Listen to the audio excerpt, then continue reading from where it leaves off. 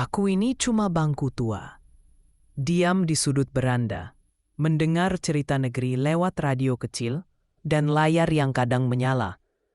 Hari ini, angin membawaku ke Aceh, ke Sungai Tamiang yang meluap, ke kayu-kayu yang menyumbat aliran, dan ke rapat besar yang dipimpin langsung oleh Presiden Prabowo Subianto. Di sebuah ruang rapat, bukan air yang mengalir, melainkan gagasan. Menteri Pertahanan Syafriye Syamsuddin mengusulkan sesuatu yang tidak biasa. Bukan solusi tambal sulam, bukan sekadar ekskavator di tepi sungai, tapi operasi teknik besar-besaran. Sungai-sungai di Aceh, Tamiang, Birewen, bahkan hingga Sibolga akan dikeruk dan dibersihkan dari kayu-kayu raksasa yang selama ini menjadi penghambat aliran air. Tujuannya sederhana, tapi jalannya berani. Alat berat tidak perlu lagi memaksa lewat darat yang rusak. Cukup masuk dari laut, menyusuri sungai yang sudah diperdalam. Aku bangku tua, tersenyum kecil.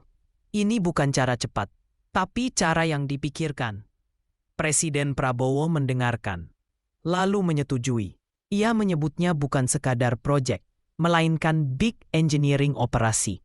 Operasi teknik skala besar. Bukan hanya TNI, bukan hanya kementerian, tapi juga para ahli teknik, pemerintah daerah, bahkan pihak swasta. Semuanya diminta duduk di meja yang sama. Karena bencana tidak memilih korban, dan solusi tak bisa dikerjakan sendirian. Ada satu hal menarik lagi, yang membuat bangku tua, seperti aku merasa ini bukan cuma tentang lumpur dan banjir. Lumpur hasil pengerukan sungai tidak dianggap limbah semata. Ada usulan agar sedimen itu dimanfaatkan secara ekonomi. Jika ada pihak swasta yang tertarik, daerah bisa mendapatkan nilai tambah. Banjir yang biasanya hanya menyisakan duka, kali ini dicoba untuk diubah menjadi peluang pemulihan. Menteri Dalam Negeri pun ikut memberi saran teknis. Ia mengingatkan tentang kapal isap tambang, seperti yang digunakan di Bangka Belitung. Kapal dengan daya sedot besar, lebih cepat dari ekskavator biasa, lebih efektif menghadapi sedimen masif di muara sungai. Dan lalu, datanglah angka yang membuat ruangan hening. Presiden menyebut operasi ini bisa membutuhkan dana hingga 60 triliun rupiah. Angka besar, sangat besar, tapi Presiden menegaskan satu hal. Negara mampu.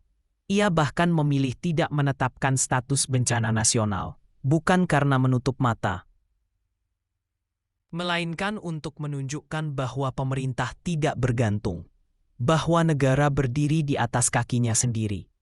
Namun pintu hati tetap dibuka. Bantuan kemanusiaan dari siapapun tetap diterima, asal langsung sampai ke rakyat yang membutuhkan. Aku bangku tua. Menutup ceritaku hari ini dengan satu pikiran sederhana. Kadang yang dibutuhkan sebuah negeri bukan hanya empati, tapi juga keberanian mengambil keputusan besar. Bukan hanya janji, tapi pengerukan sungai, koordinasi lintas batas, dan kesediaan mengeluarkan biaya mahal demi mencegah bencana berulang.